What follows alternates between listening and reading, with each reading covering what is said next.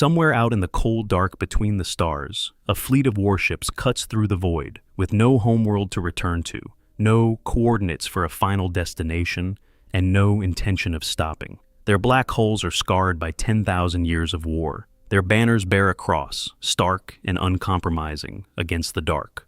Aboard those ships, warriors kneel in prayer, their lips moving in litanies older than most civilizations that have ever existed. They are going to war. They are always going to war. They have been going to war without pause since before most of the 41st millennium was born. These are the Black Templars. And of every Space Marine chapter that has ever drawn breath and raised a blade in the name of the Emperor of mankind, none have been more relentlessly, savagely, unwaveringly loyal than they.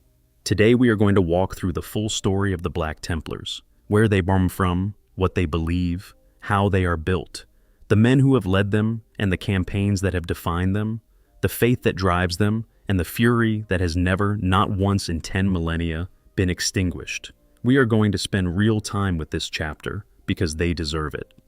Part 1. Before the Black Templars. The world they were born into. To truly understand the Black Templars, you need to understand the world they emerged from, because no chapter in existence is more shaped by the trauma of a single era than they are. Everything about them, their color scheme, their hatred, their obsessive loyalty, their refusal to stop, the chain around their wrists, the prayer on their lips, all of it flows directly from what happened during the Horus Heresy and the nightmare years that followed it. Picture the galaxy in the early 31st millennium. The Emperor of mankind has been waging his great crusade for 2 centuries, sending his Space Marine legions across the stars to reunite scattered humanity and build the greatest empire ever conceived. It is a time of extraordinary ambition and extraordinary violence. The Space Marine legions are immense forces, each numbering in the tens of thousands of warriors, their primarchs at their heads like demigods, their progress across the stars reshaping civilization. There is something intoxicating about this era, even knowing how it ends.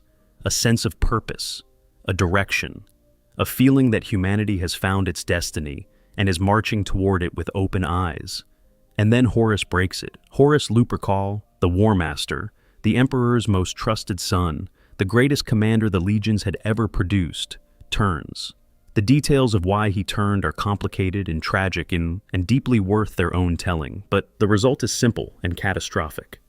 Half the Space Marine legions, corrupted or deceived or driven by wounds that went too deep to heal, turn against the Emperor. They call themselves the Traitor Legions.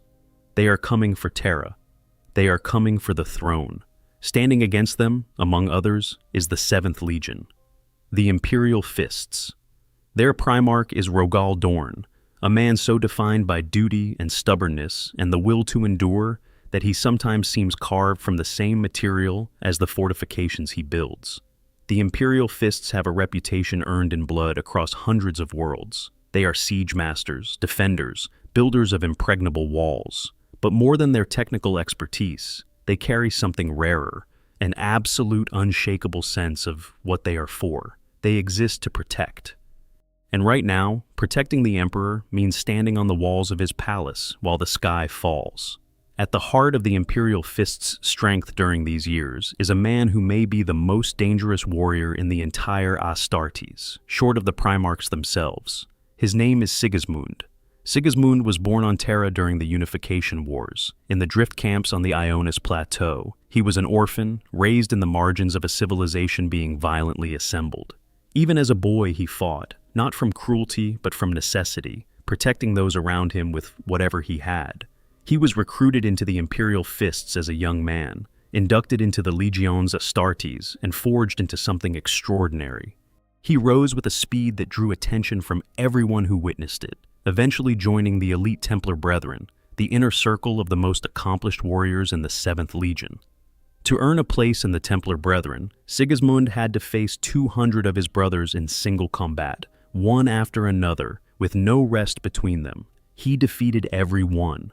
The last challenger was Appius, a former weapon master who had since been entombed within a Contemptor dreadnought, combining centuries of skill with the raw power of a war machine. Sigismund, battered and near his physical limit, brought him down anyway. He became first captain of the Imperial Fists.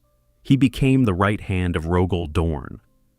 And he became something else too, something quieter and stranger that would have enormous consequences for the future.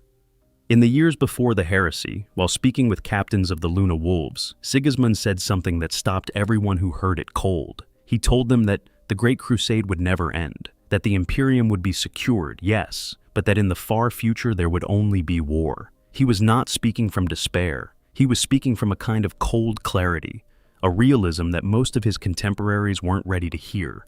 He was right about everything. The statement is worth dwelling on because it shows us something important about the kind of man Sigismund was and the kind of organization he would build. Most great Crusade-era Space Marines lived in a narrative of progress. Every campaign brought new worlds into the fold. Every victory expanded the Imperium. The assumption was that this work had an endpoint. Eventually all of humanity would be reunited, and then the hard part would be over. Sigismund didn't believe that. He looked at the nature of the galaxy, at the relentless pressure of Xenos threats and human fragility and the deep weirdness of the warp, and he concluded that the fight would never be over. That to be a Space Marine was not to be doing a job with a finish line, but to be inhabiting a permanent condition of war. That philosophical difference between Sigismund and his contemporaries is the seed of the Black Templars. Most chapters were, in some sense, built around the dream of eventual peace. They are guardians, protectors, defenders of a civilization that will one day not need to be defended quite so desperately. The Black Templars were built by a man who concluded that day would never come, and then decided that if war was eternal, then his warriors would be eternal warriors, and there was nothing to mourn in that conclusion. Embrace it. Make it the point. Do not wait for peace to validate the sacrifice. Let the sacrifice be its own validation. His rivalry with Rogal Dorn and the tension between them during the years before and during the heresy is one of the most emotionally rich father-son dynamics in the heresy fiction. Dorn was Sigismund's Primarch, his genetic father in the way all Primarchs are fathers to their legions, but the relationship was closer than most. Sigismund served as Dorn's adjutant during the Great Crusade, standing at his side across hundreds of campaigns, becoming someone Dorn relied on completely for both tactical execution and personal counsel. When Primarchs trusted their warriors the way Dorn trusted Sigismund, it created something that went beyond the professional. It was love, in the particular stoic and demanding form that Rogal Dorn was capable of expressing it. This makes what happened afterward more painful. Sigismund's decision to follow the counsel of a civilian mystic, Euphrati Keeler, over the direct order of his Primarch was not a small thing. Dorn saw it as Sigismund choosing superstition over duty, placing private feeling over the obligations of a commander. He disowned him, quietly and privately, exiling him to the distant margins of the solar system while preserving the fiction of their relationship in public. Sigismund spent the early months of the heresy in a kind of internal exile, carrying the weight of his Primarch's disappointment and the private shame of having been found wanting by the person whose approval mattered most to him. And yet, when the siege came and the palace walls were burning, and Dorn needed his best, he turned to Sigismund. The exile ended. The public ceremony of the Emperor's champion was the formal acknowledgement that Dorn could not do without him.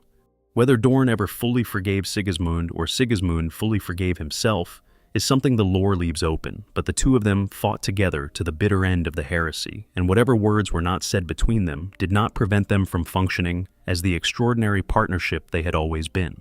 When the heresy began and Horus moved against the Emperor, Sigismund was one of the first to know. He was at Rogal Dorn's side when Captain Nathaniel Garrow arrived aboard the crippled Death Guard vessel Eisenstein with proof of the betrayal. Sigismund was there when Dorn heard the news and shook with a fury that could have moved mountains. And when it came time to assign missions in response, something interesting happened. As first captain, it fell naturally to Sigismund to lead the Imperial Fists retribution fleet into the fires of the heresy war. But he refused the honor. He asked to stay at his Primarch's side instead, citing a vision, a conversation with a civilian mystic named Euphrati Keeler who had told him that if he left, he would die unremembered under an unknown star.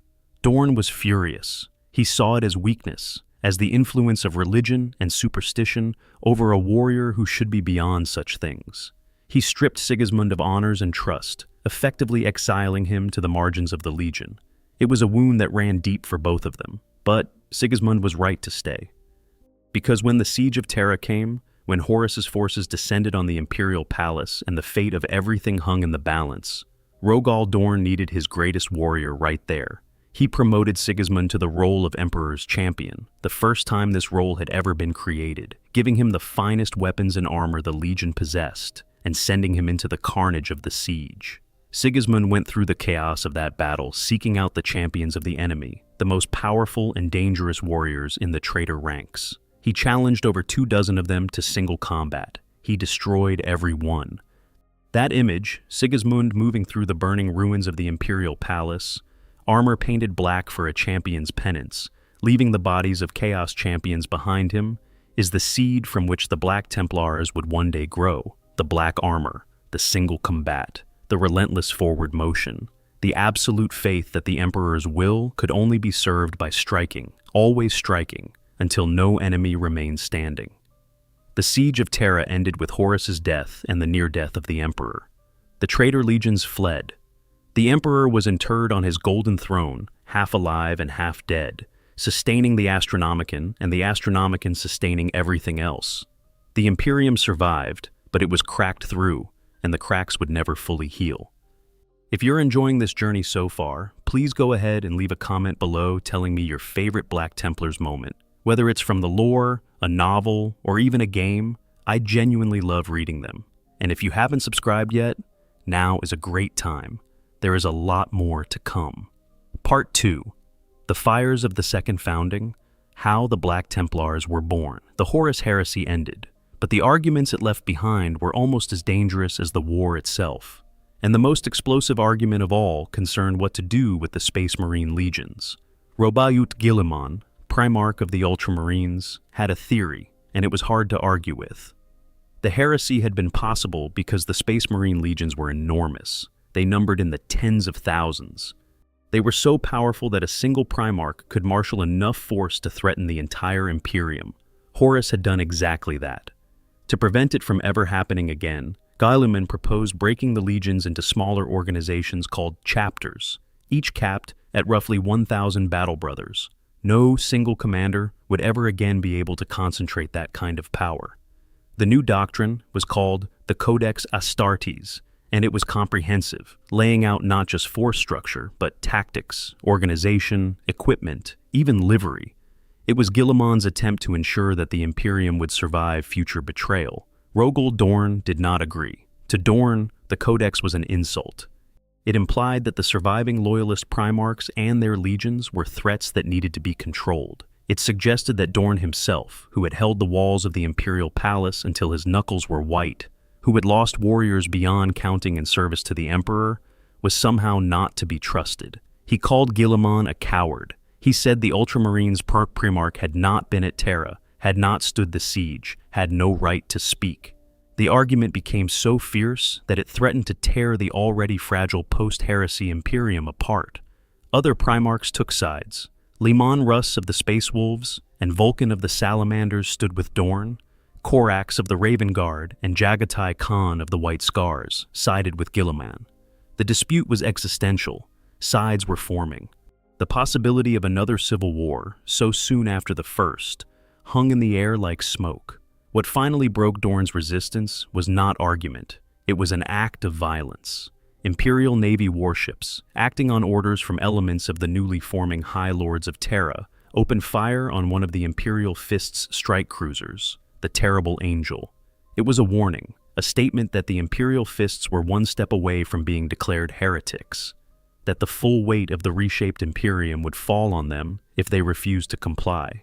Dorn looked at the situation clearly. He saw that he could fight this battle and win it militarily, and in doing so, destroy the Imperium from within far more thoroughly than the traitors had managed from without.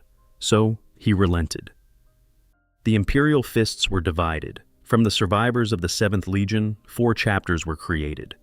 The Imperial Fists themselves retained their name and their identity, holding together the core of Dorn's warriors. The Crimson Fists were carved from the younger members of the Legion. Other warriors formed other successor chapters. In one group, the most zealous, the most forward-leaning, the most aggressively faithful gathered around their first captain. Sigismund. He had watched all of this unfold. The division of the Legion had felt to many of the Old Guard like a punishment, a mark of shame, as though the victors of the Siege of Terra were being told they were not fully trusted.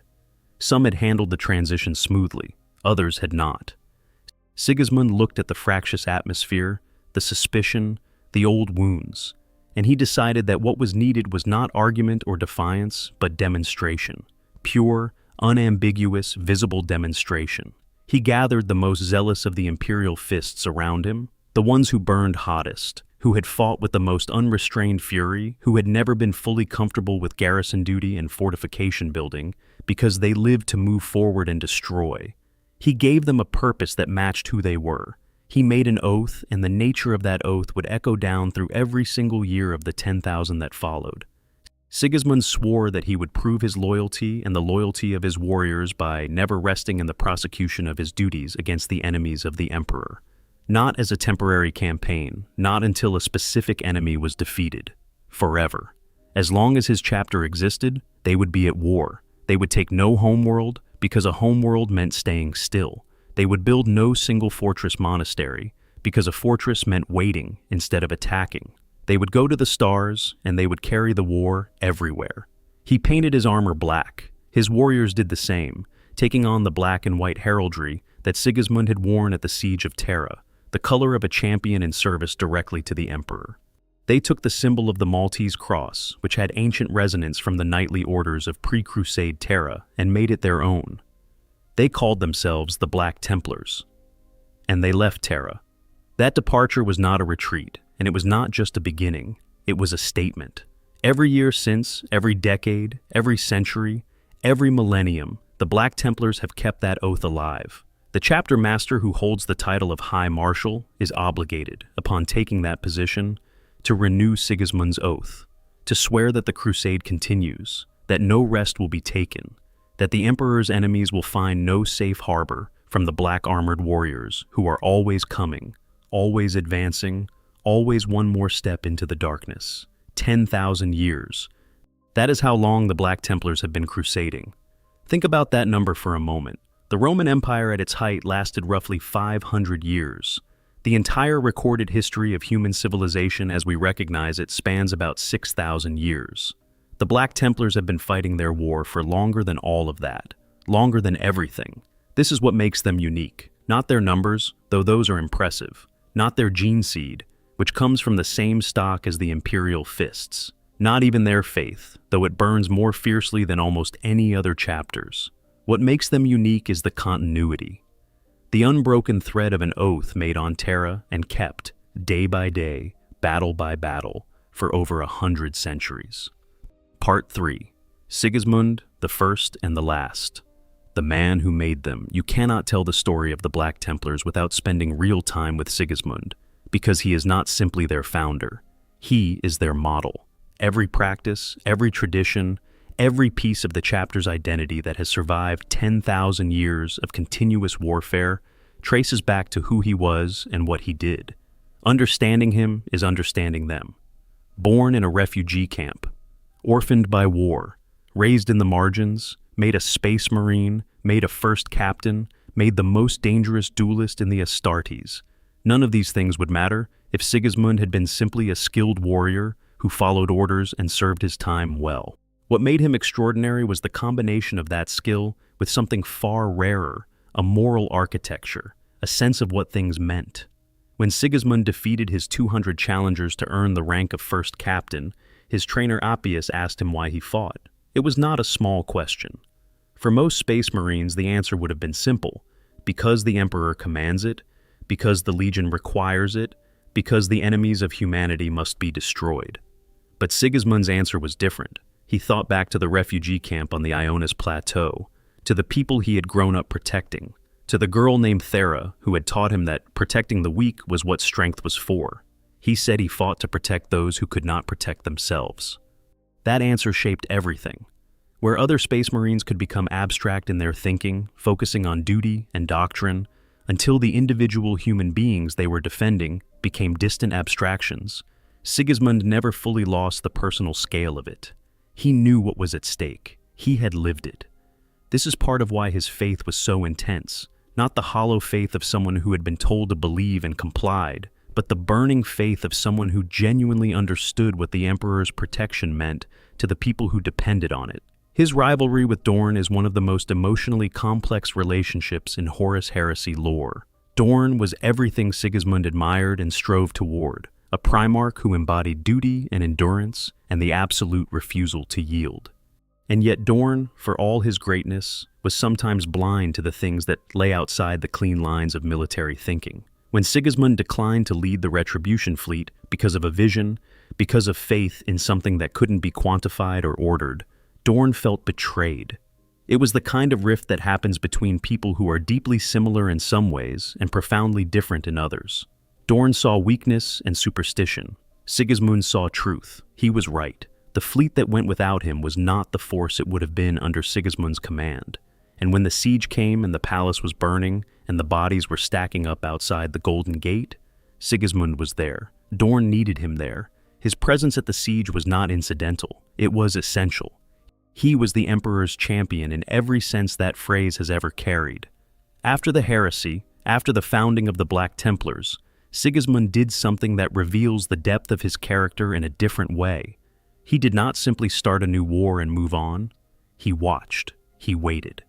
While others in the Imperium told themselves that the traitor legions were broken, that those who had fled into the Eye of Terror were finished, Sigismund refused to accept that comfortable lie. He positioned his fleet near the Cadian Gate, the narrow point in the fabric of reality where the Eye of Terror pressed closest to Imperial space, and he kept vigil. For centuries, the High Lords dismissed his warnings. For centuries, official Imperial policy assumed that the traitors were spent, that they were no longer a meaningful threat. Sigismund waited anyway.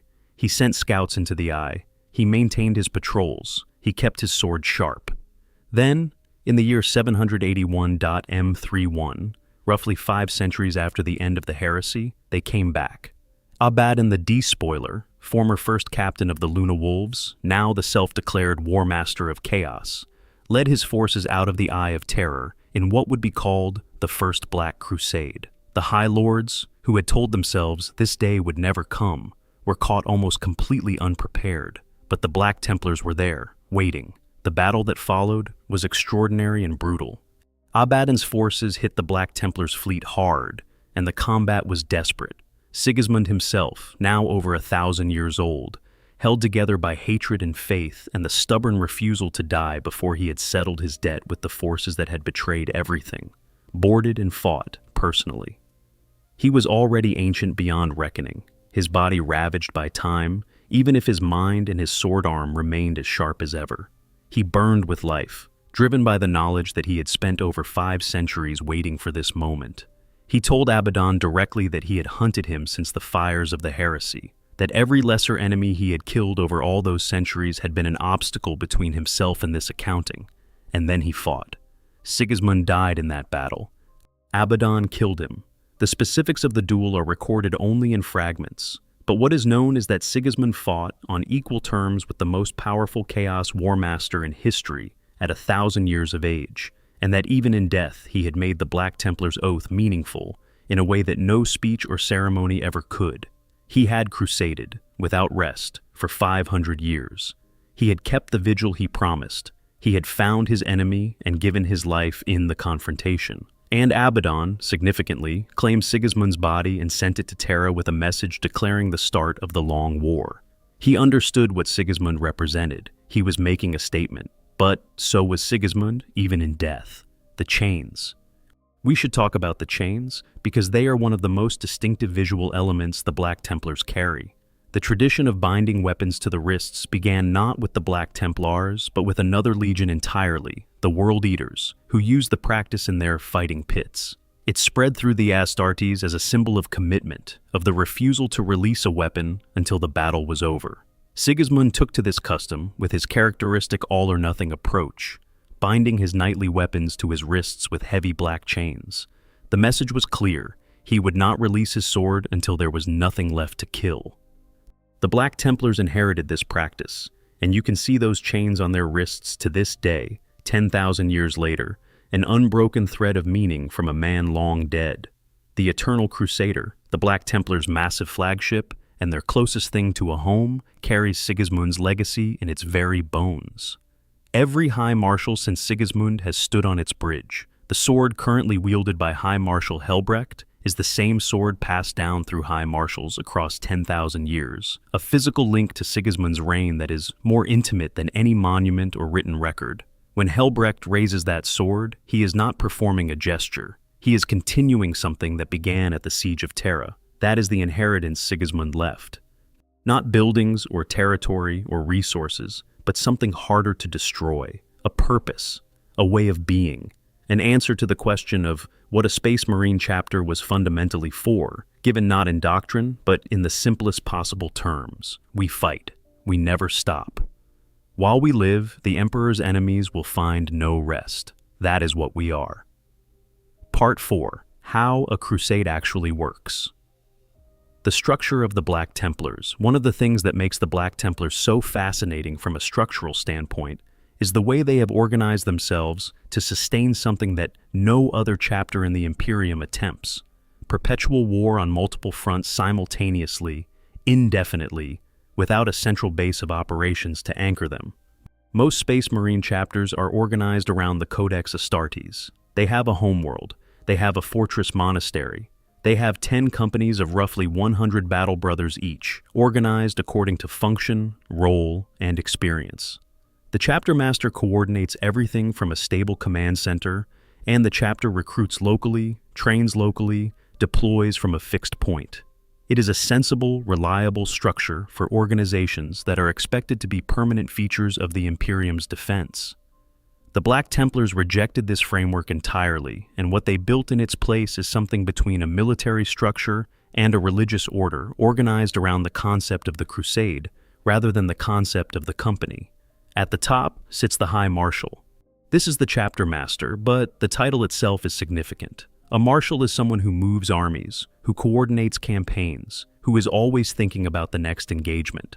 The High Marshal of the Black Templars is not a garrison commander. He is a war leader, and his position is earned not through seniority or appointment, but through the unanimous vote of his fellow marshals after the death or incapacitation of the previous High Marshal. The candidates for this vote come exclusively from among the marshals themselves, and the marshals are themselves exclusively elevated from the ranks of the Sword Brethren.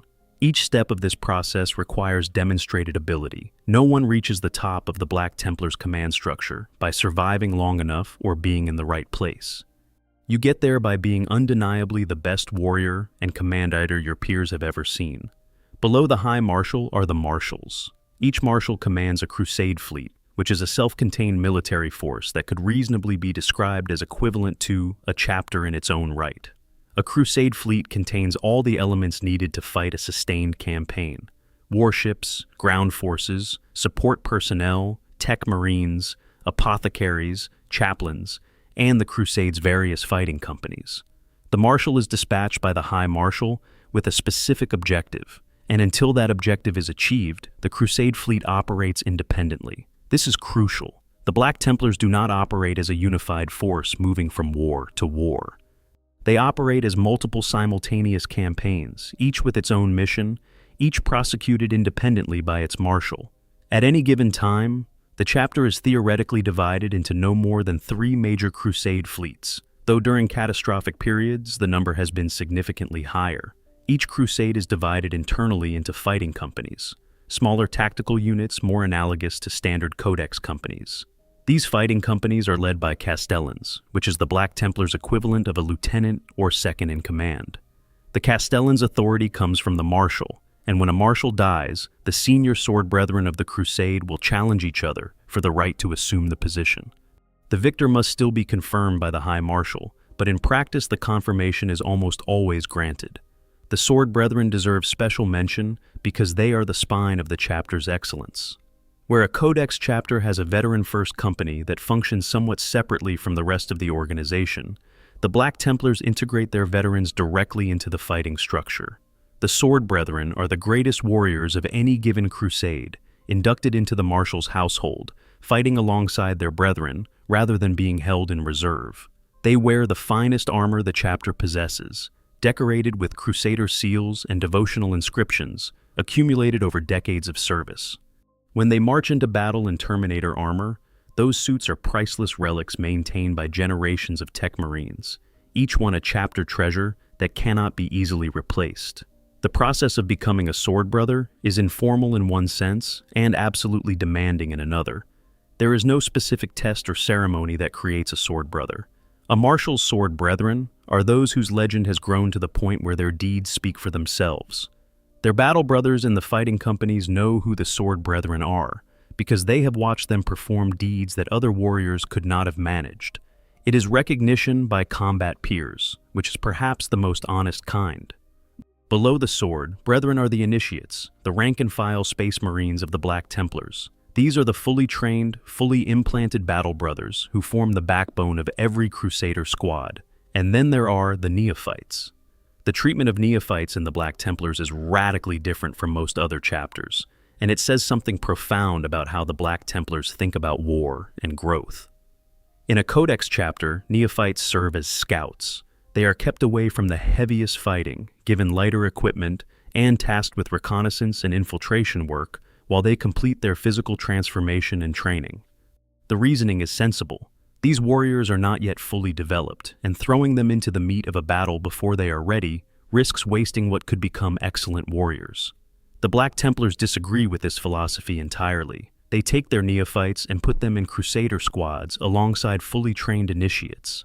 The neophyte fights alongside their more experienced brother, learning not in a training facility but in actual combat, supported by an initiate who serves as their personal mentor. The initiate protects the neophyte. The neophyte watches the initiate. The bond that forms between them is not just professional. It is close to paternal, a relationship of care and responsibility that the Black Templars believe is more valuable than any amount of formal training. The pragmatic effect is striking. The Black Templars field their recruits directly into war, which means they lose some who would have survived in a gentler system, but they also produce warriors who have been tested under real conditions from the very beginning of their careers. There is no soft period, no adjustment phase where a new warrior is protected from the full weight of what their life will be. They either grow into that weight immediately, or they do not grow at all. This system also connects directly to recruitment. Because the Black Templars have no homeworld, they recruit from every planet they conquer or liberate. Every world the Crusade passes through is a potential source of new warriors. The chapter establishes chapter keeps on these worlds, small garrison forces that serve multiple purposes. They watch for signs of heresy or treachery, they stage future crusades, and they recruit new neophytes from the population. The keep on a given world might be staffed by only a handful of Black Templars, but those warriors are enough to maintain the pipeline and to project the chapter's presence across an enormous and constantly expanding network. This is how the Black Templars maintain what is estimated to be the largest total strength of any Space Marine chapter. The Codex Astartes limits chapters to 1,000 battle brothers, a constraint that exists precisely to prevent the kind of concentrated power that made the heresy possible. Most chapters respect this limit strictly. The Black Templars do not. Their total strength is estimated, depending on who you ask, at somewhere between 5,000 and 6,000 battle brothers, with some accounts going higher. The Administratum is aware that the Black Templars exceed the Codex's intended limits. The Templars themselves maintain the fiction that they are simply operating multiple independent crusade forces, each of which individually complies with the numerical guidelines. No one pushes too hard on this particular fiction. The Black Templars are too useful, too powerful, and too obviously demonstrably loyal to antagonize over a bookkeeping issue. And there is something quietly brilliant about the structure they have built. It rewards zeal because the more worlds you conquer, the more chapter keeps you established. The more recruits you have, the larger the chapter grows, the more wars you can fight. The Crusade is self-sustaining and self-reinforcing. It literally grows by doing what it was built to do. Part 5. The Creed. What the Black Templars actually believe. If you want to understand why the Black Templars fight with the intensity they do, you need to spend some time with their faith, because it is not the standard relationship that Space Marines have with the Emperor. Most Astartes chapters honor the Emperor as the master of mankind. The Black Sword is one of the most sacred objects in the entire Black Templars chapter. There are actually 10 sacred black swords maintained by the chapter, and each one has a story written into it in the most literal sense. The names of every warrior who has ever carried it are inscribed on the blade. Running your eyes down one of those blades is like reading a history of courage in miniature. The sword cuts through armor and demon hide with equal ease. But more than its material properties, it carries the weight of every champion who has ever raised it in the Emperor's name. The Emperor's champion, once armed, leads the entire chapter in the renewal of the battle vows. They speak the words that commit their brothers to one of the 4 sacred oaths, and that oath settles over the whole chapter like a benediction. Then the champion takes the field. Their role on the battlefield is not to act as a general or coordinator. They are a weapon directed at the hardest problem the enemy presents. If the enemy has a particularly powerful champion, a Chaos Lord or a mighty orc war boss or an alien hero of legendary status, the Emperor's champion goes for them. If the enemy has a critical position that cannot be broken by conventional assault, the Emperor's champion leads the assault. They are the sharpest edge, placed at the sharpest point, embodying the 4th vow in its most literal form, accepting any challenge, no matter the odds. If the Emperor's champion falls in battle, it is considered a terrible omen. The chaplains retrieve the body, and the death is treated with a gravity that goes beyond standard mourning. In a ceremony that involves the High Marshal himself, the dead champion's name is inscribed on the black sword that was carried in battle, adding to the list of names already there. The armor of faith is carefully unmade, its seals broken and its prayers removed, preserved for the next champion who will be chosen. The sword returns to its stasis casket aboard the Eternal Crusader, waiting. The theological question that the Emperor's champion raises has never been fully resolved, and the Black Templars seem to prefer it that way. How does the Emperor, interred on the Golden Throne and existing in a state somewhere between life and death, choose these warriors? The chapter's official position is that he is a god, and gods are not constrained by the logic that applies to mortals. The vision is real. The choice is real. That is sufficient. The mechanisms are the Emperor's business, not theirs. There is an alternative reading that the lore carefully leaves available. The Emperor's champions might be latent psychers. The visions are psychic experiences. The connection to the Emperor is a real psychic phenomenon, mediated through the warp by a being of incredible power. In this reading, the Black Templars are not, in fact, free of psychic activity in their ranks. They simply don't call it that, because calling it that would create a theological crisis they have no interest in having. The chaplains, consciously or not, have created a framework that allows them to benefit from psychic phenomena while maintaining the doctrinal purity their faith demands. Whether this is a sophisticated theological accommodation or a genuine miracle or a convenient self-deception is a question that the setting's authors have wisely left unanswered. What matters for the story is the institution itself, a single warrior, chosen by vision, stepping out of the ranks and standing apart, carrying a weapon that is also a memorial, fighting the hardest fight available, and embodying the whole chapter's purpose in one person for the duration of one battle. Notable Emperor's champions appear throughout the chapter's history. Renaud the Retribution, champion in 301.M40, held together a failing ship single-handedly after its Geller field failed and demons overran it, fighting for hours against warp entities without his sacred weapons, wielding only a chainsword until the field could be restored, and dying only when the field was finally whole. His name is inscribed on a black sword, even though he never carried one, because the chaplains judged that the Emperor's selection of him could not be doubted. Ulricus, the champion during the Vinculus Crusade in 833. M41 stood alongside High Marshal Ludoldus and a canoness in fighting a greater demon of Khorne that had possessed an inquisitor's body and was slaughtering imperial warriors by the dozens. 3 warriors against a thing that should have destroyed all of them without slowing down. They did not kill it alone, but they fought it long enough for the solution to be found. Each of these stories adds another layer to the tradition. The black sword accumulates names. The tradition accumulates weight.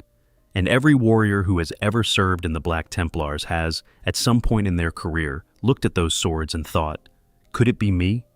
Could the Emperor choose me? That question never entirely goes away, and it is part of what keeps the chapter's faith so intensely alive. Part 7. Campaigns across the ages. The Black Templars at war, 10,000 years of continuous crusading, produces a history so vast and dense that even a thorough accounting can only touch its highest points. The Black Templars have fought on more worlds, against more enemies, in more theaters of war than most other chapters will encounter in their entire existence. What follows is not a complete history. It is a walk through some of the moments that best illuminate what these warriors are and what they do when they are at their most themselves. The first campaigns after the founding were immediate and unglamorous in the way that real war often is. The Great Scouring, the years immediately following the heresy during which loyalist forces hunted the fleeing traitors across the galaxy, put the brand new Black Templars directly into the meat of the violence. One of their earliest recorded actions as an independent chapter was purging Chaos holdouts in the Donatello system, specifically a Night Lord's warband that had gone to ground there. The Night Lords were among the most brutal and terrifying of the traitor legions, warriors who had made terror itself into a weapon, who used atrocity against civilian populations as a standard tactic. The Black Templars went after them with the particular ferocity that comes from a chapter that has just made a vow and is looking for the first opportunity to prove it means what it said. Sigismund's long vigil over the Cadian Gate defined the chapter's identity during the early centuries in a way that only becomes fully visible in retrospect. For 500 years, he held position near the Eye of Terror, watching, sending scouts in, maintaining readiness when everyone around him was standing down. The Administratum thought he was wasting resources. The High Lords thought he was nursing an obsession. His own warriors simply trusted him, because they were Black Templars, and accepting any challenge, no matter the odds, also meant accepting any vigil, no matter how long. When the First Black Crusade came, and the High Lords were caught flat-footed, the Black Templars were the force that met it. The battle cost Sigismund his life and produced the chapter's first great martyrdom, but it also proved something that would define their relationship with the long-term defense of the Imperium going forward. They were the ones who stayed on watch when everyone else had looked away. That is a different kind of loyalty than the loyalty of showing up when called. It is the loyalty of the sentinel, the guard who does not leave the post because duty, not convenience, defines when you stand and when you walk away. The Jerulus Crusade in 645.M39 is significant not just as a campaign, but because of what it produced. High Marshal Ludoldus led his forces into the Jerulus system, a long isolated cluster of worlds that had been prosperous and independent and deeply uninterested in rejoining the Imperium. The initial missionaries sent to integrate the system were killed. The second group came with the Black Templars. The Templars made reasonable early progress, but eventually ran headlong into the kind of problem that Black Templars are temperamentally least suited to deal with: heavily fortified urban positions that could not be taken by direct assault without catastrophic losses. The solution came from a Black Templars artificer named Symmachus, who spent the campaign analyzing the problem and developed an entirely new variant of the Land Raider. The Land Raider Crusader, as it became known, was designed specifically for the problem of breaching defended urban positions. Fitted with hurricane bolters for maximum infantry suppression and a large assault ramp for disgorging warriors directly into close combat, it was the perfect weapon for what the Jerulus hives demanded. The campaign succeeded, and the Land Raider Crusader became one of the iconic vehicles associated with the Black Templars across all their subsequent warfare, another innovation born directly from the chapter's refusal to accept failure. The Vinculus Crusade in 833-41 is one of the most dramatic recorded engagements in the chapter's history, and produced one of its most vivid heroic moments. High Marshal Ludoldus, commanding a force that included Inquisitor Vinculus of the Ordo Hereticus and a detachment of Adepta Sororitas from the Order of the Bloody Rose, tracked a network of Chaos assassin cultists back to their stronghold on Pelaragon 4. The world itself was barely hospitable, its surface dominated by shifting tectonic plates and rivers of molten rock pouring through continent-spanning cracks in the crust.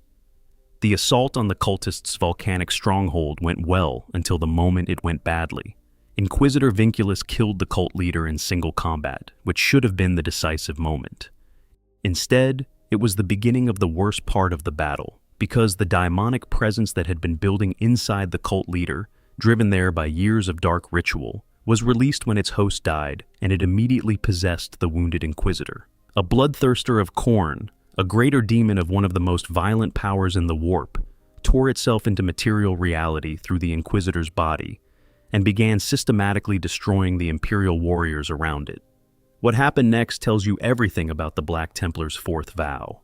Ludoldus, his emperor's champion Ulricus, and the canoness of the Order of the Bloody Rose did not retreat. They did not call for support or wait for heavy weapons. They accepted the challenge, no matter the odds, and the three of them went directly at a being that should have been able to destroy them without breaking stride. They fought long enough for Ludoldus to identify a solution, a holy orb of Antioch thrown into the boiling lava at the chamber's center. The resultant explosion drove the demon back and the volcano began to collapse. The survivors fled. Thunderhawks braved ash clouds and superheated rock. Some were lost.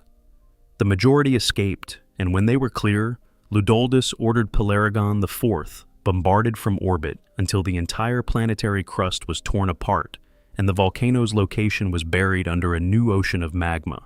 No half measures. No chance of the corruption spreading. If the ground was tainted, then the ground itself would be destroyed. A young neophyte named Helbrecht was present for this campaign. He would remember what he witnessed there for the rest of his life. The Donian Crusade addressed a different kind of enemy, a swelling orc population sweeping through the Donian sector and surrounding wilderness space in the Segmentum Pacificus. The Black Templars devoted significant force to this campaign, engaging in the kind of grinding, sustained warfare that orc campaigns always demand. Orcs cannot be entirely destroyed. You can break specific warbands and end specific conflicts, but the orc race is so biologically resilient, so able to regenerate and reconsolidate after defeat, that total eradication is essentially impossible. The Black Templars know this. They fight the orcs anyway, because the campaign available is the campaign you fight, not the campaign you'd prefer to fight. There is something in the Black Templars' relationship with orcs that is interesting beyond the tactical. The two forces share a philosophical similarity that neither would ever acknowledge. Both exist in permanent war. For the orcs, this is biology, an ingrained response to a universe that is fundamentally violent. For the Black Templars, it is choice and faith and oath. But the result is similar in some respects. Both cultures treat conflict as the natural state of things. Both have structured their entire existence around the prosecution of that conflict. Both are completely comfortable with the idea that the war will never end. The difference is that the orcs celebrate this with something approaching joy, while the Black Templars bear it with something approaching reverence. The orcs fight because fighting is what orcs are. The Black Templars fight because fighting is what the Emperor needs them to be. The War of the Beast in 544.M32 brought the Black Templars under High Marshal Bohemond into one of the most desperate engagements in Imperial history. The Beast, an orc war boss of literally unprecedented scale, had assembled a force so enormous that it had threatened Terra itself. The various successor chapters of the Dorn bloodline, the Imperial Fists, the Black Templars, the Crimson Fists, and others were drawn together under an emergency protocol. Bohemond was not an easy man to work with. His chapter stood apart from its brothers. Its traditions diverged enough from the other scions of Dorn that tensions were constant. He objected repeatedly to the command authority of Captain Corland, who had assumed leadership of the combined response. He needed the Primarch Vulcan himself to physically correct him before Bohemond accepted his place in the coalition. This characterization of Bohemond, stubborn, headstrong, difficult to coordinate but absolutely undeniable in battle, is recognizably Black Templars. It is not a criticism. It is a description of a chapter that does not easily accept that anyone else knows better than they do how to fight the Emperor's wars, because 10,000 years of evidence suggests they have figured it out for themselves. The tension is real. The friction it causes is real. But when the time came to assault the Beast's stronghold on Ulanor and fight alongside the returned Primarch Vulcan in the ruins of Gorkograd, the Black Templars were there, and they were extraordinary. Part 8. The Wars for Armageddon. The Black Templars defining modern campaigns. If there is a single series of conflicts that has done more to define the Black Templars' identity in the modern 41st millennium than any other, it is the Wars for Armageddon. This is where they have repeatedly thrown their full strength into conflicts of galaxy-altering importance. And it is where some of the chapter's most celebrated figures made their names. Armageddon is a hive world, a planet so covered with industry and population that its surface is almost entirely given over to vast cities and manufacturing complexes. It is strategically critical to the Imperium and has been the target of major invasions twice in the modern era. The Second and Third Wars for Armageddon both involved the Black Templars in significant ways, and the Third War in particular produced one of the most celebrated acts of heroism in the chapter's 10,000-year history. The Second War for Armageddon in 941.M41 brought the Black Templars to the planet for the first time in a major capacity. The threat was a chaos invasion of extraordinary power, a conflict that culminated in events that were subsequently hidden from most of the Imperium by the Inquisition. The Black Templars fought with their customary ferocity, contributing to the eventual Imperial victory, and withdrew when the war was concluded. But Armageddon had registered in the chapter's consciousness as a place that mattered, a world that the forces of darkness seemed to return to with regularity. Then came 998.M41 and the Third War. Khazgakul Mag Uruk Thraka, the most powerful orc war boss since the beast himself, assembled a force so enormous that its arrival in the Armageddon system generated gravitational distortion. The orc fleet was so large that Imperial ships attempting to engage it in orbit found themselves surrounded and overwhelmed before withdrawing to allow the ground campaign to begin. The scale of the orc landing was almost incomprehensible. Hundreds of millions of greenskin warriors made planetfall, and they hit every major population center simultaneously. The Black Templars responded in force, sending 3 full Crusade fleets to Armageddon with roughly 900 battle brothers in total, and also contributing to the orbital defense.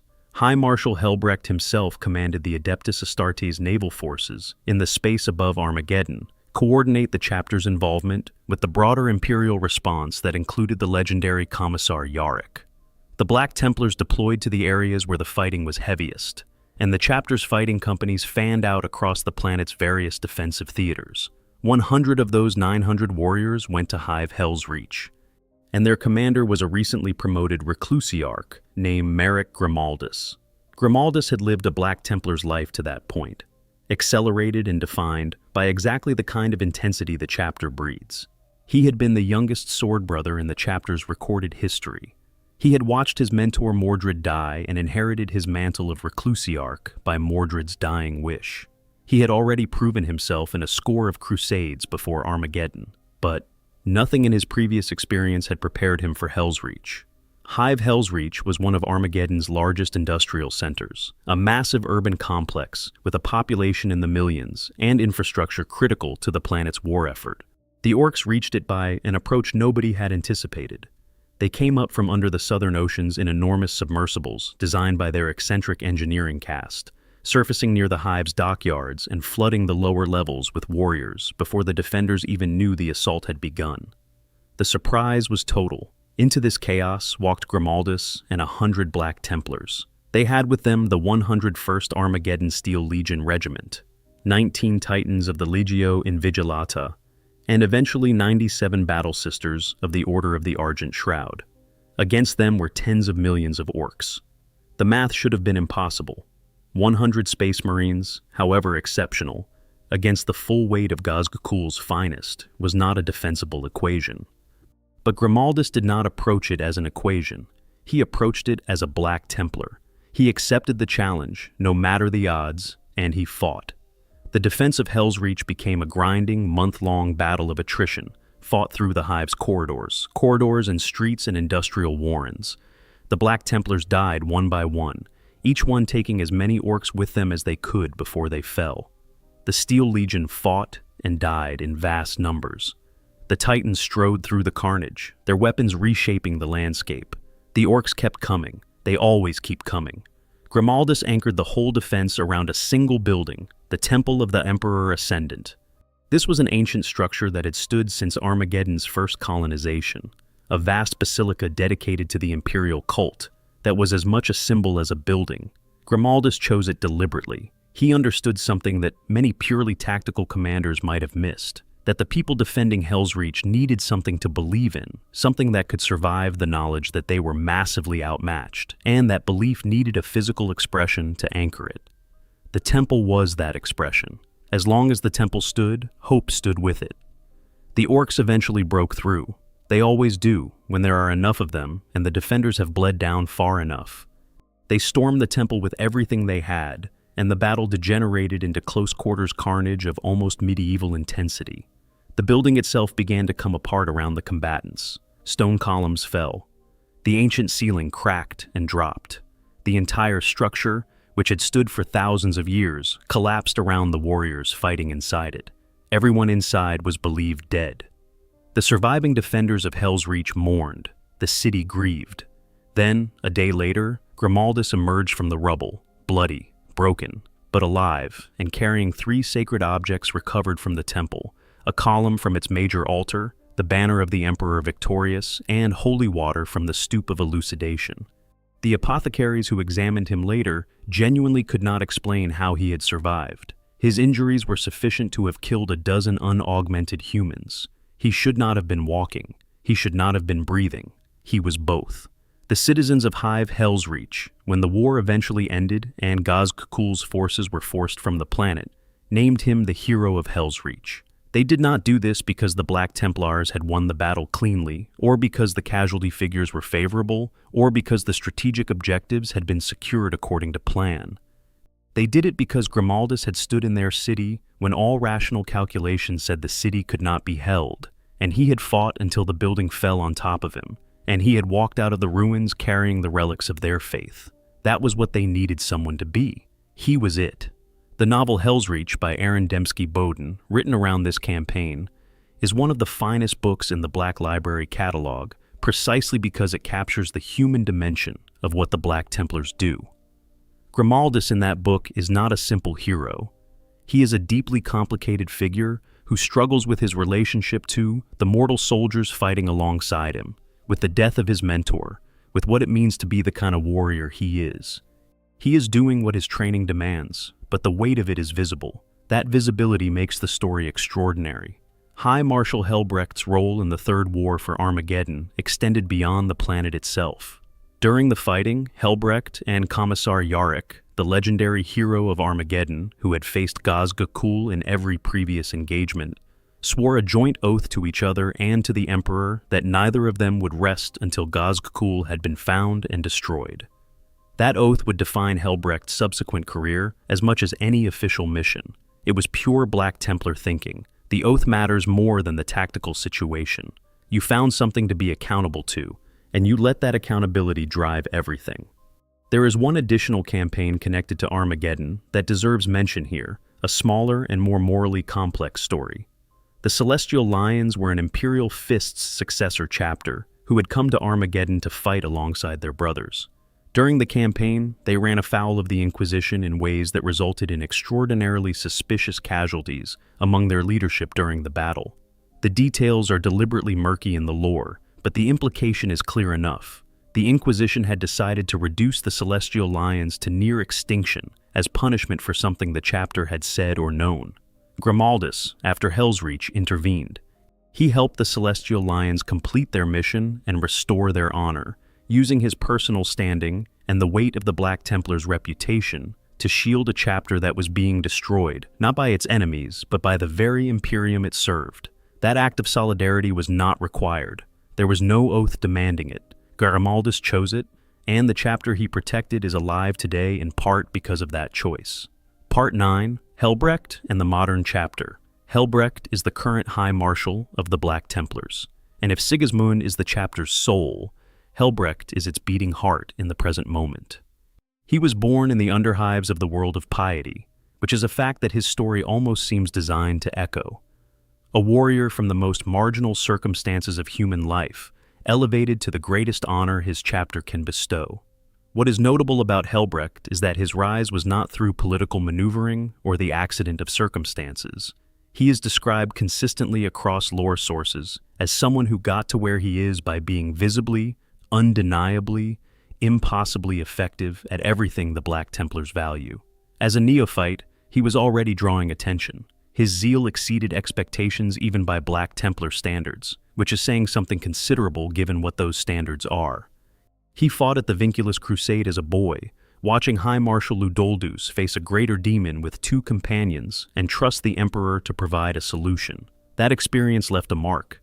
He saw what the fourth vow looked like when it was fully embraced, when someone accepted a challenge that should have been impossible and found a way through it. He carried that image with him for the rest of his career. He was inducted into the Sword Brethren after defeating a demon prince with only his combat blade, which is the kind of achievement that writes itself into a chapter's memory permanently. A demon prince is not a minor threat. It is a being of immense power, a Chaos Space Marine who has undergone such complete corruption and elevation that they have been transformed into a greater form, combining the abilities of an Astartes with the power of a warp entity. Helbrecht faced one of these with a combat blade, the smallest and least powerful personal weapon in the Black Templars' arsenal, and won.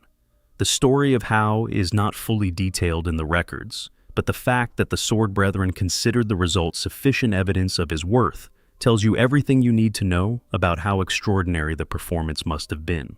He became a marshal after the death of his predecessor, leading the crusade that had been in progress until its completion. He became High Marshal in 989.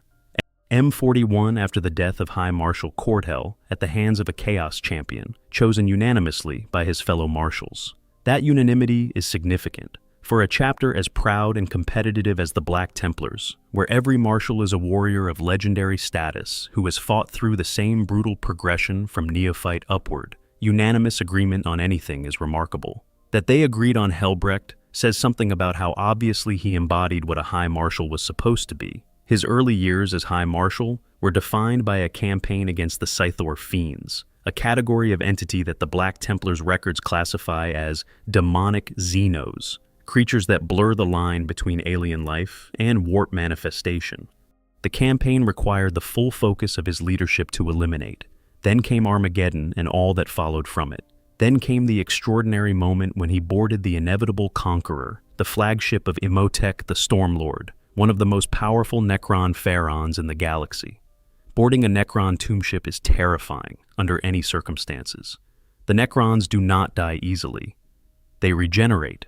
Their technology operates on principles that defy standard Imperial understanding, the result of 60 million years of development by a civilization that solved problems humanity has barely begun to consider. And the Stormlord himself is among the most tactically accomplished commanders in the galaxy, a being whose strategic mind has been operating since before humanity climbed down from the trees. Helbrecht went anyway. He fought Imhotep directly, their personal combat adding another chapter to a rivalry that had been building over multiple engagements. The battle turned against the Necrons. Imhotep, rather than be defeated, teleported to safety. But before he disappeared, he told Helbrecht, "One victory apiece." It was perhaps the most gentlemanly thing a Necron Pharaon has ever said to anyone, and it suggests that even Imhotep, from his ancient and alien perspective, recognized something about Helbrecht worth acknowledging. The sword Helbrecht carries is itself a piece of the chapter's history made physical. The sword of the High Marshals has been passed down through every leader of the Black Templars since Sigismund. It is not certain whether this is literally the same blade Sigismund carried, or a replacement made to continue the tradition, but the symbolic weight of the weapon is identical either way. When Helbrecht raises that sword, he is not just picking up an effective weapon, he is picking up the entire lineage of High Marshals who held it before him, and the oath they all renewed, and the weight of 10,000 years of crusade that follows from it. Guilliman himself, when he met Helbrecht aboard the Eternal Crusader, pointed to that sword specifically as a reminder of what Helbrecht was accountable to.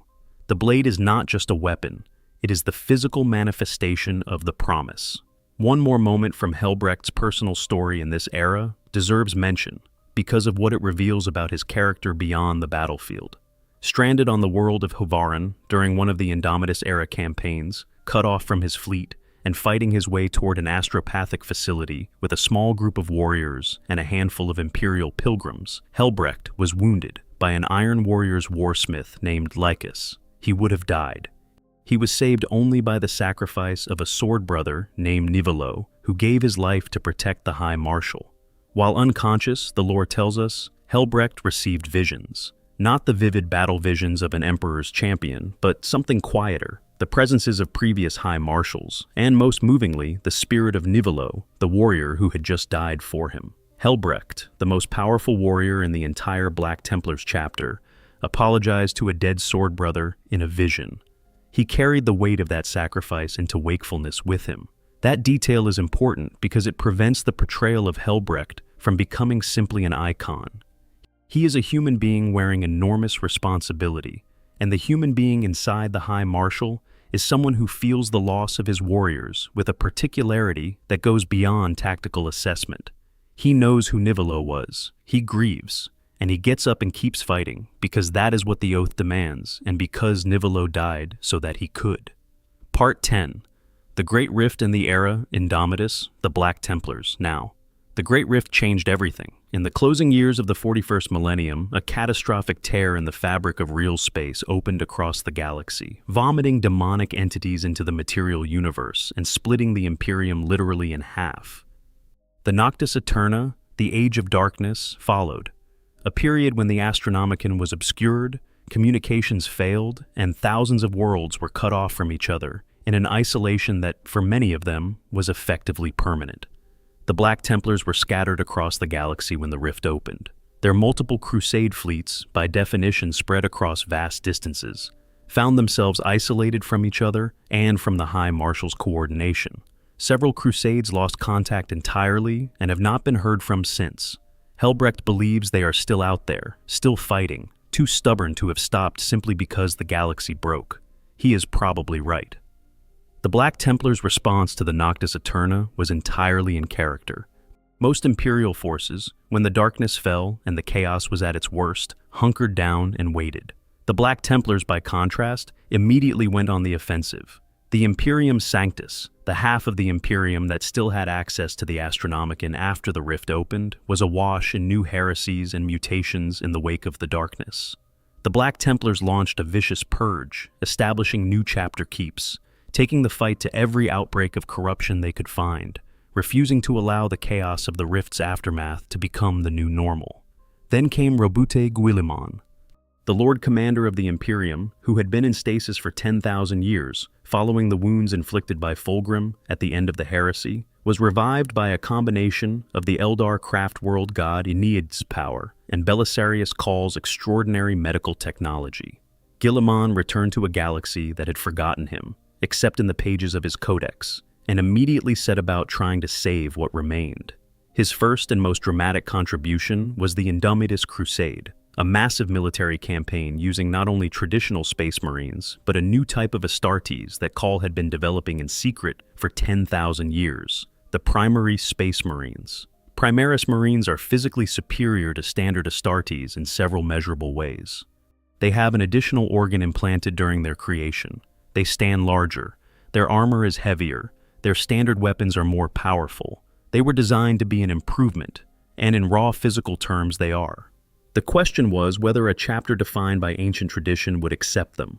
When Guilliman's torchbearer fleets found the Black Templars, there was enormous uncertainty about how the meeting would go. The Black Templars had defied Guilliman's own codex for 10,000 years. They were not a chapter known for welcoming change. They were actively fanatical in ways that made even other Space Marine chapters slightly nervous. Guilliman decided to meet Helbrecht personally, aboard the Eternal Crusader, rather than sending a delegation, because the potential for conflict was high enough that he wanted to handle it himself. What happened next surprised everyone. Guilliman expected resistance. Helbrecht expected to be censured for 10 millennia of codex non-compliance. Neither got what they were bracing for. Guilliman didn't raise the codex issue. Helbrecht recognized the value of what Guilliman was offering. The meeting went more smoothly than either man's supporters had predicted. What Guilliman did say, however, cut through Helbrecht with unexpected force. He reminded the High Marshal that his oath was to the whole of humanity's realm, not just to his personal vendetta against Gazg'Kul. Helbrecht, in the middle of pursuing the Orc warlord who had haunted his chapter's modern history, heard in those words something he couldn't brush aside. He was shamed by them, the lore tells us explicitly, and he sought to immediately correct his priorities. He promoted a generation of new marshals from his sword brethren. He integrated the Primaris Grey Shields into their ranks. He launched new crusades directed at the worlds of the Ecclesiarchy that lay along the Great Rift's border. And then he renewed his vow to find Gazg'Kul, because that vow was real, and he was a Black Templar, and he does not abandon oaths. Helbrecht eventually crossed the Rubicon Primaris himself. undergoing the procedure that transforms a standard Space Marine into a Primaris warrior. The transformation is described as agonizing. Many Space Marines do not survive it. Helbrecht survived, emerged larger and physically enhanced, and continued doing exactly what he had been doing before. The transformation did not change his personality or his priorities or his commitment. It simply made him harder to kill, which he presumably regarded as a useful update. The Primaris Marines themselves have been absorbed into Black Templar structure with characteristic thoroughness. Where some chapters treated their new Primaries recruits with wariness, maintaining them in separate units, or regarding them as culturally distinct, the Black Templars immediately integrated the Grey Shields into the mainstream of their Crusade structure. They were given marshals. They were mixed into fighting companies. They were given the armor and the seals and the chains and sent to war. If they belonged to the chapter, they were Black Templars. And being Black Templars was not a question of where your gene seed was grown. It was a question of the oath you swore and the faith you kept. The Toletus War, fought in the wake of the Great Rift, saw the Black Templars engaged in a campaign to defend the world of benediction, a holy world of the ecclesiarchy, against forces of chaos. This campaign is notable for several reasons, not least because it involved the Black Templars fighting alongside and occasionally at philosophical odds with a sister of battle figure of considerable power, the events of which are captured in the audio drama and novel content from this period. The Black Templars fought with all their usual ferocity, and the campaign added more names to the long scroll of the chapter's victories. The War of Beasts on Vigilus, the Ophelian Crusade defending the holy world of Ophelia VII, the ongoing pursuit of Gaz-Gakul through the Octarius War region. Each of these represents a thread of the ongoing eternal crusade in the present age of the Imperium. The Black Templars are not watching the galaxy tear itself apart from a position of safety. They are inside the violence, pushing back, refusing as they have always refused to accept that there is a point at which the fight is lost. One more moment from this era deserves specific attention. The Angevin Crusade, one of the Black Templars' post-Rift campaigns, actually turned to internal conflict over the question of Primaris Space Marines. Not every Black Templar accepted the newcomers with Helbrecht's pragmatism. The tension between those who saw the Primaris as a welcome reinforcement and those who saw them as an imposition from an authority they had never recognized exploded into something close to mutiny. The Crusade had to be resolved through internal confrontation, another form of the challenge and combat tradition by which the Black Templars settle questions of authority. It was not clean or pretty, but it was characteristically Black Templars. When there is a disagreement, you test it in the only way that ultimately matters, by standing in front of it and seeing what happens. Part 11. The Eternal Crusader and the chapter's living soul. The Eternal Crusader is more than a warship. It is a city. It is a cathedral. It is a monument. It is the oldest Black Templars vessel in service, a Gloriana-class battleship of extraordinary size and power that has been Sigismund's flagship, and every High Marshal's flagship since, for the full 10,000 years of the chapter's existence. On its bridge, at one point or another, every significant decision in the Black Templars' history has been made. From its launch bays, countless crusades have departed. In its reliquary, the black swords rest in their stasis caskets between champions. In its halls, the chapter serfs move quietly through the business of sustaining a warship that is also a way of life, maintaining the armor and weapons and ships that make the crusade possible. In its contemplation chambers, warriors kneel in prayer before the greatest battles of their lives. In its training halls, neophytes learn from their initiates the things that cannot be taught in any classroom. The Eternal Crusader has taken damage in countless engagements and been repaired each time, its tech priests maintaining continuity of function across millennia with an attention that borders on the religious. Given how the Black Templars feel about their flagship, the religious analogy is probably accurate. There are parts of the ship that have been part of it since the very beginning, before Sigismund departed from Terra on the first morning of the Eternal Crusade. Those components are treated as relics, touched by tech marines with the kind of reverence that other people reserve for Holy Scripture. The idea that this hull, these struts, these ancient welds have been present for every battle the chapter has ever fought is not a small thing to the warriors who live and die within it. The sheer scale of the Eternal Crusader is worth pausing on. Gloriana-class battleships are among the largest warships humanity has ever produced. vessels so enormous that they function as mobile fortresses in the truest sense. The Eternal Crusader can carry thousands of crew members, hundreds of space marines, multiple strike craft, and a weapons complement sufficient to reduce a continent to rubble from orbit. It is a weapon, a home, a temple, a symbol, and an archive all at once. Its libraries contain the Black Templars' histories, or as much of those histories as has been preserved, records of campaigns and crusades stretching back across the millennia. Some of these records are complete and detailed. Others are fragments, half-legible texts that refer to battles on worlds whose names have since been lost or changed or consumed by catastrophe. The name itself is the whole philosophy in 2 words. Eternal, this never ends. Crusader, this is what we are, always, in every circumstance, at every hour. The ship's name is a statement of intention, and the fact that the chapter has kept the intention for 10,000 years gives the name a weight that most ships' names can only gesture toward. Within the Eternal Crusader's reliquary, the sacred black swords wait.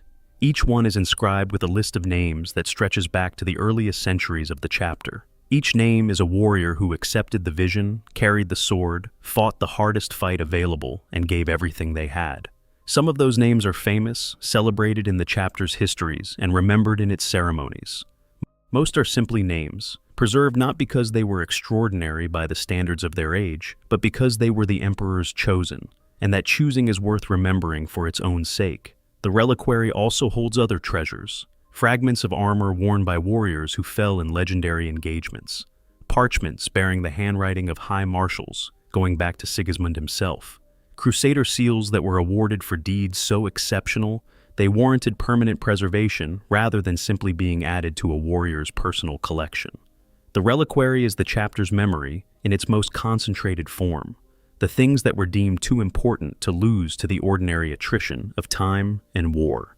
The chapter serfs who maintain the Eternal Crusader are themselves a remarkable part of the organization. Many serfs are failed aspirants, individuals who went through the initial selection process for the Black Templars, survived the brutal trials, but whose bodies ultimately rejected some element of the gene seed implantation that would have made them space marines. They are still extraordinary human beings, stronger and more capable than most mortals could ever be, but they are not Astartes. Instead of being discarded, the Black Templars keep them. These serfs understand the chapter's culture because they attempted to join it. They share its values because the selection process weeds out those who don't. They serve with a devotion that sometimes approaches the warrior's own, and the chapter treats them accordingly, not as expendable labor, but as part of the extended family of the Crusade. The chapter keeps that conquered or liberated worlds are the Eternal Crusader's distant network of outposts, each one a miniature of the flagship's culture. A chapter keep might be staffed by only a squad of Black Templars at any given time, but those warriors maintain the same disciplines, the same daily prayers, the same devotional practices as their brothers aboard the main fleet. They recruit locally, they train aspirants, they watch for signs of heresy in the surrounding region, and they project the Black Templars' presence across worlds the main Crusade fleet may not have visited in decades. When a new crusade is marshaled, the keeps become staging points, funneling fresh warriors and supplies into the fleet before it departs for the next campaign. The chains on the Eternal Crusader's walls, the devotional imagery, the battle honors carved into every surface, the smell of incense and machine oil, and the particular metallic undertone of a warship that has been at war continuously for a very long time. These are the sensory details of the Black Templars' home. For most of the galaxy's inhabitants, home means a planet, a city, a building, a room with a familiar smell, and a window facing a known direction. For a Black Templar, home is the Eternal Crusader and the Crusade fleets that surround it, always moving, always pointing toward the next engagement, the next purge, the next declaration of loyalty in blood and fire. There is a passage from a Black Templar's chaplain's address that has been preserved in the chapter's records. Speaking to warriors preparing to embark on a new crusade, the chaplain said, "We have no walls to return to, we have no hearth to warm us when the fighting is done. We have only the ship and the stars and the war, and in those 3 things we have everything a warrior of the Emperor could ever need." The warriors around him, by the account of whoever preserved that moment, did not look at this as a deprivation. They looked at it as the point. Part 11 and a half, The Knightly Heritage, Medieval Resonance in the Far Future. One of the things that makes the Black Templars so visually and culturally distinctive within the wider Warhammer 40,000 setting is the degree to which they draw on the imagery and aesthetic of medieval knightly orders. This is not accidental, and it goes deeper than the name and the cross. The Knights Templar of medieval Terra were a military religious order founded in the 12th century to protect pilgrims traveling to the Holy Lands. They were simultaneously warriors and monks, men who had taken religious vows and who conducted themselves as an order of faith as much as an order of arms. They wore distinctive white mantles with a red cross. They were exempt from local authority and answered only to the Pope. They maintained a network of properties across Europe and the Middle East that served as both fortresses and staging posts. They were financially sophisticated, militarily elite, and theologically serious in a way that made them simultaneously revered and somewhat unsettling to the secular powers around them. The resonance with the Black Templars is obvious and clearly deliberate. The Maltese cross on their shoulder guards, a stylized symbol with origins in medieval crusading orders. The tabard over the armor, a knightly garment that has no tactical function but carries enormous symbolic weight. The chains binding weapons to the wrist, a practice that echoes the vows of medieval knights who swore not to yield their sword until the battle was done. The fighting companies organized around a marshal's household, a structure that would have been recognizable to any commander of medieval men-at-arms. The sword brethren as a household guard and elite corps, elevated through the demonstrated valor rather than appointment. Even the language the Black Templars use carries these resonances. A crusade is not just a campaign, but a holy war, a term that carries centuries of historical weight, even in the 41st millennium, where most of that history has been forgotten or distorted. A marshal is a title from the feudal military tradition, a commander of cavalry, a man of war. A castellan is the keeper of a castle, a guardian of a fixed position. The vocabulary of the Black Templars is the vocabulary of knighthood, translated into the language of the far future. What makes this work aesthetically is that the resonance is genuine rather than purely decorative. The Black Templars are not space marines wearing knight costumes as a theme. They are an organization that genuinely recapitulates the values and structures that made the medieval military orders what they were. The combination of monastic discipline, martial excellence, and burning religious faith. The exemption from normal chains of authority in favor of a direct vertical relationship with their divine charge. The self-sustaining network of outposts across a vast territory. The practice of accepting young men into their order and training them within it, rather than recruiting already formed adults. All of these are structural features of the medieval orders, translated with care into a science fantasy setting tens of thousands of years removed from their origin. The Crusader seals that Black Templars accumulate over their service are perhaps the most direct visual expression of this heritage. They are parchment strips bearing handwritten oaths and prayers, affixed to the warrior's armor with wax and pressed into the surface. They flutter in the breeze on a battlefield, or hang still in the recycled air of a warship's corridor. Each one is a specific declaration, a promise made to the emperor or to the chapter or to a fallen brother, recorded in writing and carried into battle as a reminder that the warrior is accountable to something beyond the immediate tactical situation.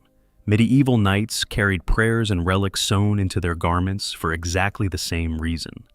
The Black Templars carry these seals. The impulse is the same across 6,000 years of fictional time and the vastly longer span of real history, separating the medieval period from the grimdark future. The neophyte initiate system carries this knightly quality as well. Medieval squires were attached to knights as personal apprentices, responsible for their equipment and learning their craft through direct proximity rather than formal instruction. A squire watched a knight fight. He learned by watching and by doing, and by the guidance of the specific man he served. The Black Templars' neophytes are assigned to initiates in almost exactly this pattern, and the relationship that develops between them is described in chapter lore in terms that echo the squire-knight bond, protective, demanding, close, and fundamentally about the transmission of a way of life rather than a set of skills. The aesthetics of the Black Templars' miniatures and artwork reflect all of this. The studded armor reminiscent of riveted medieval plate, the helmets with their distinctive crossed crests, the tabards in black and white, the illuminated manuscripts that sometimes appear as surface decorations on their vehicles and banners, the bowl cuts on young neophytes that are a direct visual reference to medieval monastic tradition. The whole visual language of the chapter is one of sacred violence, of war conducted in the name of something transcendent, of warriors who have set aside the ordinary concerns of mortal life and devoted themselves entirely to a holy purpose. It is beautiful and grim simultaneously, which is precisely the register that the Warhammer 40,000 setting operates in best. When a new Black Templars player picks up the army and begins assembling and painting those miniatures, they are engaging with one of the deepest wells of aesthetic meaning in the hobby. The purity seals, the chains, the cross, the black armor decorated with white devotional text.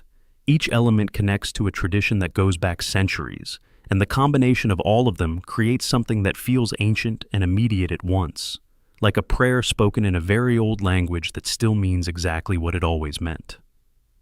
Part 11.2. The Gene Seed and the Character of the Chapter. The gene seed of the Black Templars comes from Rogel Dorn, placing them in the lineage of the Imperial Fists and their brothers, the Crimson Fists.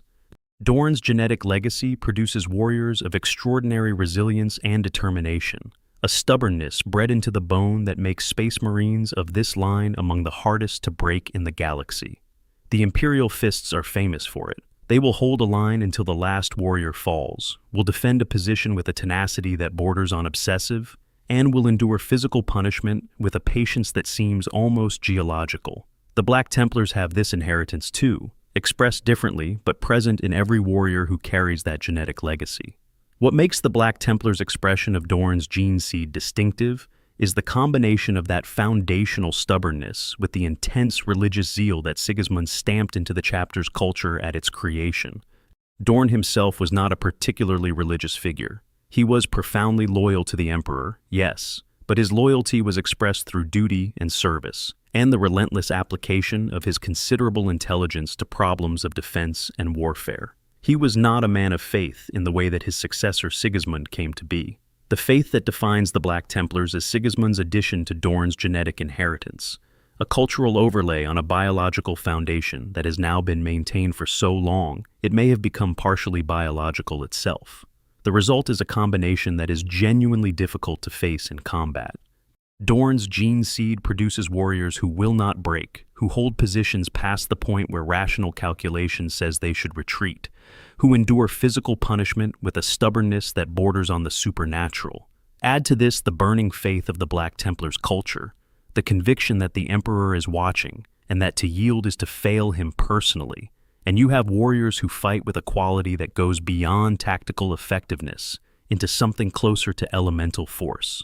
There is something worth noting about the relationship between biology and culture in the Black Templars that is unique in the Adeptus Astartes. Most chapters have their gene seed quirks, their particular biological inheritances that shape both their physiology and their psychology. The Blood Angel's genetic curse produces both their extraordinary beauty and the terrifying black rage that simmers beneath it. The Space Wolves' gene seed makes them physically wilder, more lupine, less comfortable with the precise discipline of standard codex organization. The Iron Hand's legacy produces warriors who increasingly distrust the flesh and embrace augmentation. The Black Templars' inherited psychology from Dorn is stubbornness and endurance. Their cultural inheritance from Sigismund is faith and forward motion. These two things interact in an interesting way. The Dorn stubbornness, which in the Imperial Fists expresses as defensive determination, as holding ground and building walls, has been redirected in the Black Templars. They are still stubborn, but their stubbornness is directed outward rather than inward. They hold not a physical position, but a commitment, an oath, a purpose. They will not be moved from the crusade by any external pressure. They will not be convinced to stop by any argument. The stubbornness serves the faith, and the faith gives the stubbornness direction. Together they produce an organization that has simply never stopped fighting because the biology makes them too stubborn to stop, and the culture tells them that stopping would be failure. The chapter's dreadnoughts represent this combination in its most extreme form. When a Black Templar is mortally wounded but his mind and spirit remain strong, the chapter faces the choice: allow him to die with honor or preserve him in a dreadnought sarcophagus. Entombing his damaged body within a walking war machine, that will extend his service by decades or centuries. Most chapters make this decision carefully and sparingly, recognizing that the dreadnought existence is a profound and costly thing. The Black Templars make it with characteristic intensity. Their dreadnoughts, called ancients, are revered figures treated with the respect due to warriors whose service has outlasted multiple generations. A dreadnought Black Templar who was entombed 1,000 years ago carries living memory of campaigns that other warriors know only from records. He has fought beside high marshals who are now legend. He has watched the chapter change around him, and he carries the continuity of that experience in whatever organic matter remains within the sarcophagus.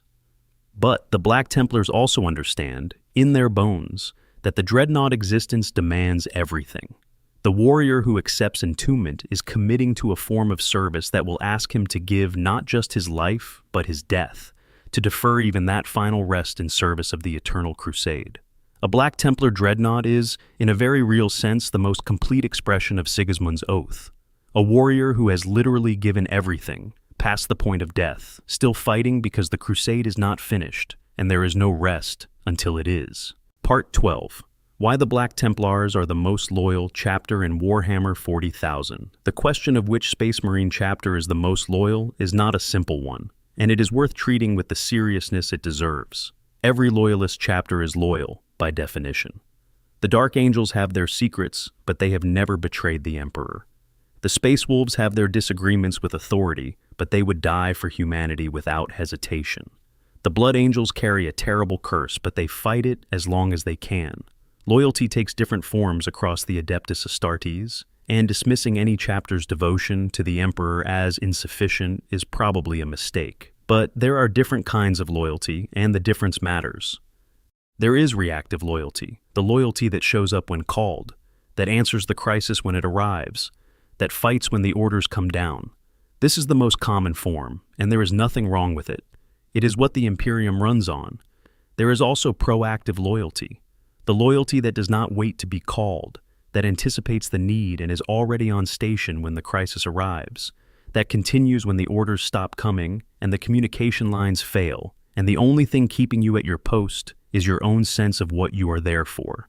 The Black Templars practice proactive loyalty with a consistency and duration that no other chapter comes close to matching. They did not wait for Abaddon to be recognized as a threat before watching the Cadian Gate.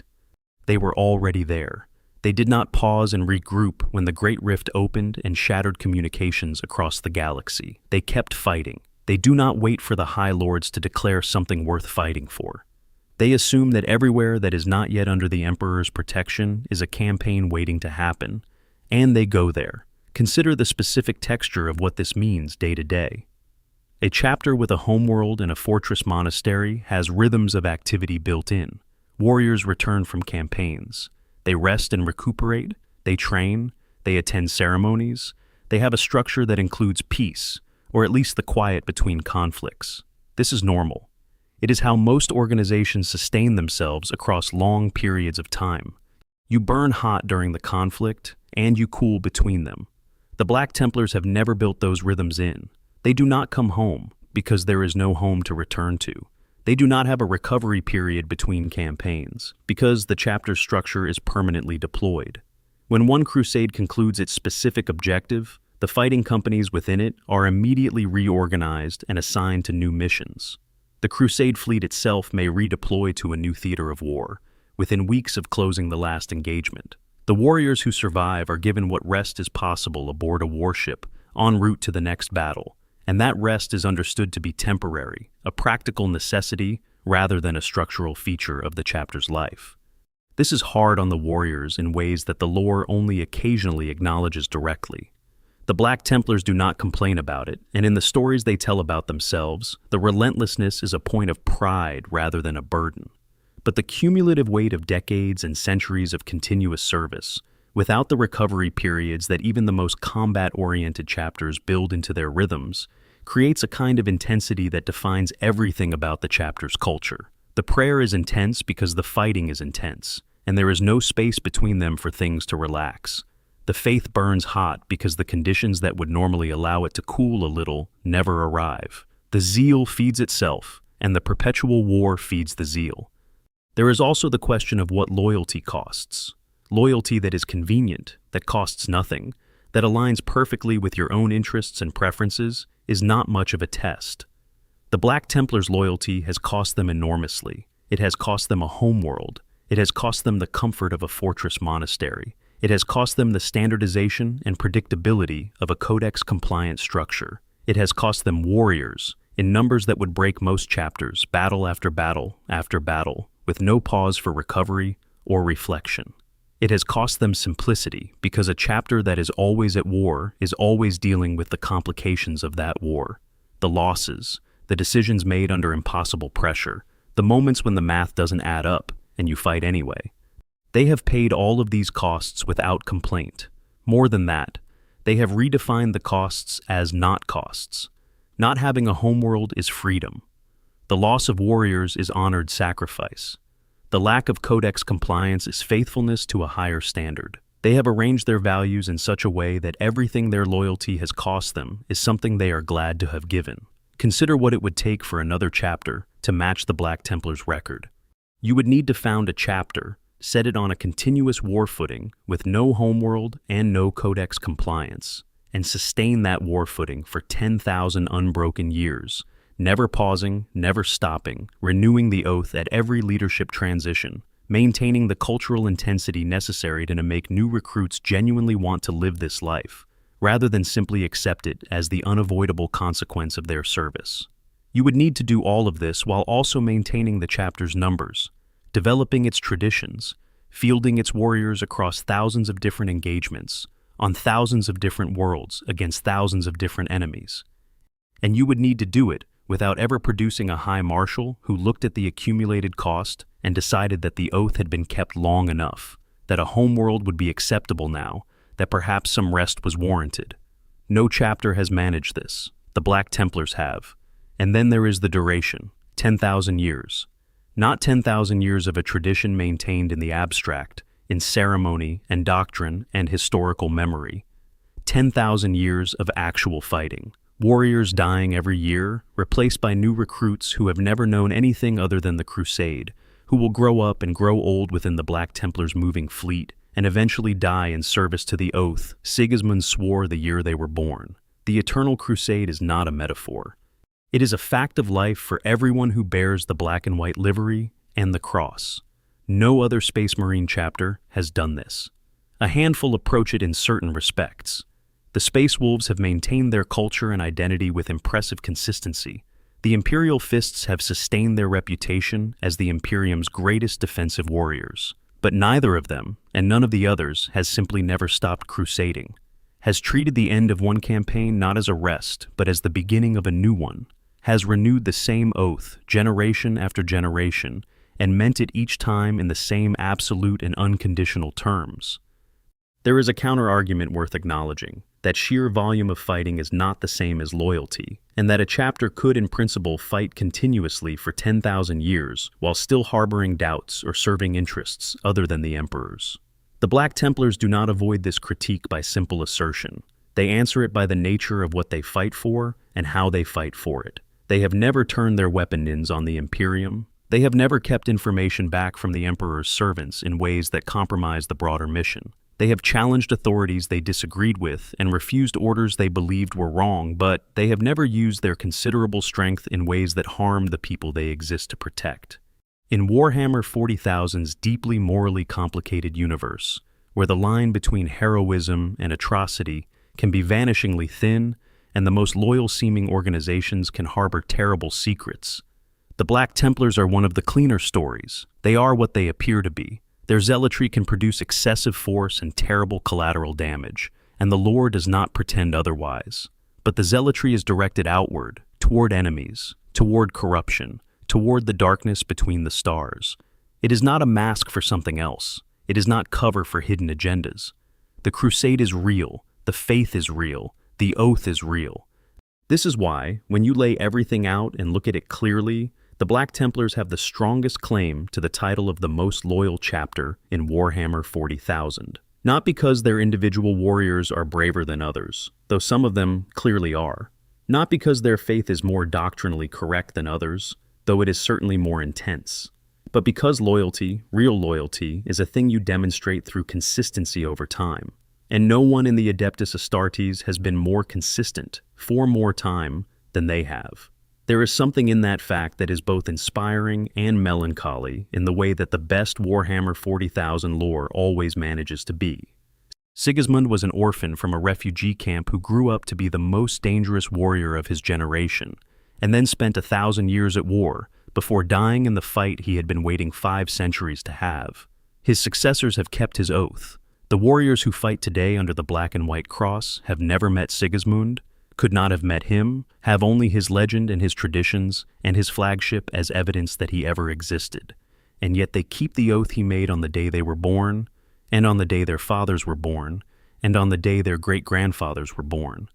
An unbroken chain of commitment stretching back to the ruins of the Imperial Palace and the fires of the Siege of Terra. Every generation of Black Templars receives this inheritance and makes the same choice with it, to continue.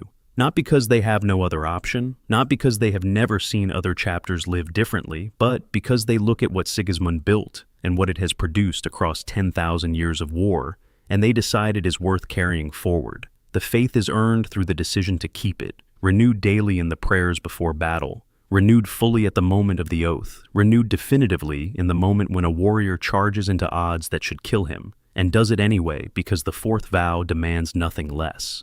In the grim darkness of the far future, there is only war. Sigismund knew that 10,000 years ago, when he said it to men who weren't ready to hear it. The Black Templars have proved it true, not as a statement of despair, but as a description of their vocation. There is only war. Very well, then we will be the ones who fight it, always, without rest, without end, without apology, in the Emperor's name. The crusade continues. One final thought before we close.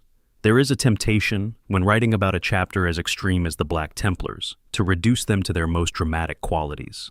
The screaming zealot in black armor, the warrior who charges impossible odds without hesitation, the chapter that refuses every rational calculation in favor of faith. These images are real and they are part of the story, but they are not the whole story. The whole story includes Sigismund the orphan, who never forgot the refugee camp he came from, and who fought because he wanted to protect people who could not protect themselves. It includes Grimaldus crawling from the ruins of a collapsed temple with 3 holy relics because the people of Hell's Reach needed proof that something sacred had survived. It includes Helbrecht, the most powerful warrior in the chapter, quietly apologizing to a dead sword brother in a vision because the weight of that sacrifice did not feel small to him, even in unconsciousness. It includes countless warriors whose names have been forgotten, but whose deaths were witnessed and recorded and inscribed on blades they never carried, because the Black Templars believe that how you die matters as much as how you fight. The Black Templars are not simply a chapter that burns hot. They are a chapter that burns with intention, that has chosen what to burn for, and kept that choice alive across 10 millennia, when the easy option at every step was to let it cool. That is the real story, and it is worth telling every time. The crusade continues. Thank you so much for making it all the way to the end of this one. The Black Templars are one of those factions that rewards exactly this kind of deep dive, because the more you look, the more there is to find. Layers of meaning in the traditions, genuine tragedy in the history, real heroism in the specific stories of warriors like Sigismund and Grimaldus and Helbrecht. They are not a simple chapter, and the simple version of them, the one-liner about zealous space marines who scream at everything, undersells what is actually there. What strikes me most, having spent all this time with the Black Templars, is that the most compelling thing about them is not their violence, or their faith, or even their extraordinary history. It is the continuity. The idea that an oath sworn on Terra in the rubble of the Horus heresy is still being kept right now, in the 42nd millennium, by warriors who have never met the man who swore it, who know him only as legend and tradition and the blade they have inherited. 10,000 years of kept promises. In a universe this dark and this cruel, that is genuinely remarkable. Every other feature of the Black Templars, the Emperor's champion and his visions, the chains binding weapons to the wrist, the relentless forward motion and the refusal to pause or consolidate, the black armor decorated with the accumulated weight of decades of purity seals and devotional texts, the eternal crusader moving through the void with no destination except the next enemy. All of it is an expression of that continuity. They are what they are because they keep being what Sigismund made them, not through inertia or the simple repetition of tradition, but through the active, daily, battle-tested choice to honor the oath he swore. That is the Black Templars.